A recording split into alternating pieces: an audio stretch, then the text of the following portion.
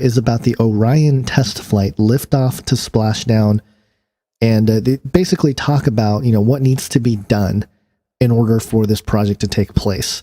And so NASA engineer Kelly Smith is on there, he's explaining stuff, but he says something really interesting. So let's check this out. As we get further away from Earth, we'll pass through the Van Allen belts, an area of dangerous radiation.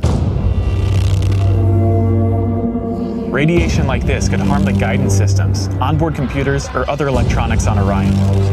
Naturally, we have to pass through this danger zone twice, once up and once back. But Orion has protection. Shielding will be put to the test as the vehicle cuts through the waves of radiation. Sensors aboard will record radiation levels for scientists to study. We must solve these challenges before we send people through this region of space. Wait a minute. We must solve this issue before sending people through this space? What happened during the moon missions? Didn't they go through the Van Allen belt as well? So, I don't know. Just wanted to point out this discrepancy where in this video, this guy is talking about how the equipment can fail and the navigation can fail and we're going to have to figure this out before we put people through it. Well, what's to figure out? Didn't you guys figure that out like 50 years ago or something? Just very strange that they would say that. Did they spill the beans? Maybe. Well, if you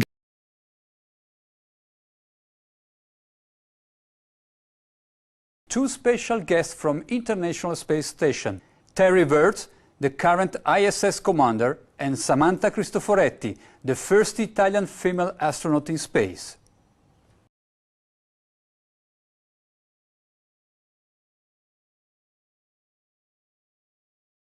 Hi Terry, buongiorno Samantha. Thank you very much for joining us on Euronews.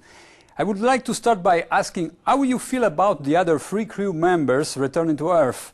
As the next crew will arrive at the end of March, do you feel a bit lonely up there in space? You know, it was sad seeing.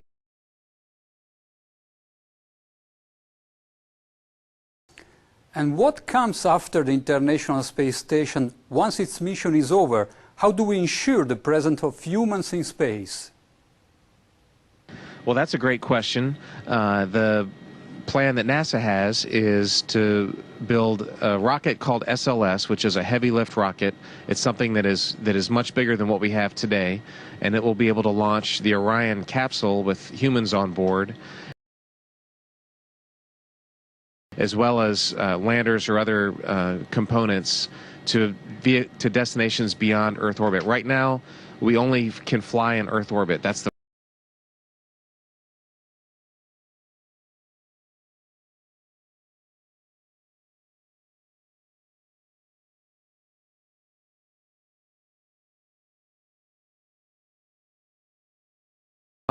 we only can fly in Earth orbit. That's the farthest that we can go. And this new system that we're building is going to allow us to go beyond and hopefully take humans into the solar system to explore. So the moon, Mars, asteroids, there's a lot of destinations that we could go to. And we're building these building block components in order to allow us to do that eventually.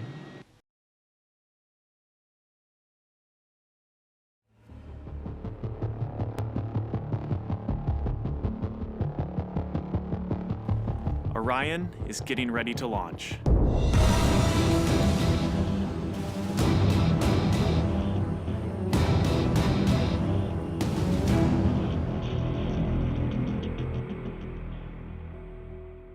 My name is Kelly Smith, and I work on navigation and guidance for Orion.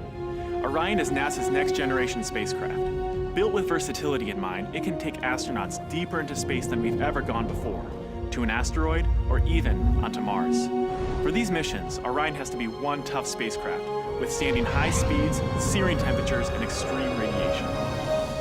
Before we can send astronauts into space on Orion, we have to test all of its systems.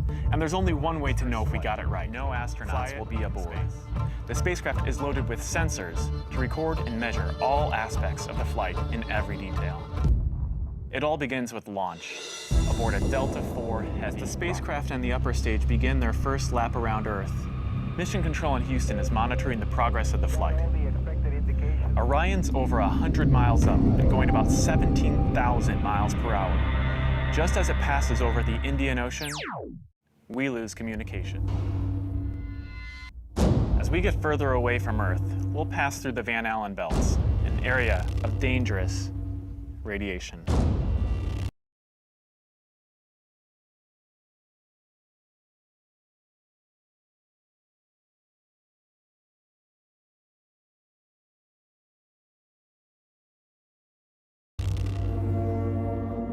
Radiation like this could harm the guidance systems, onboard computers, or other electronics on Orion. Naturally, we have to pass through this danger zone twice, once up and once back.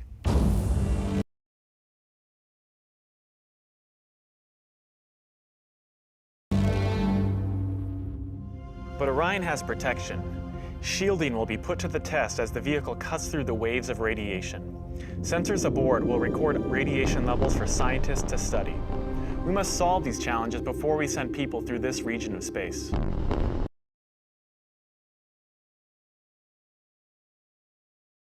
It's great to be a part of this first space flight for Orion, and we're looking forward to beginning a new chapter in human space exploration.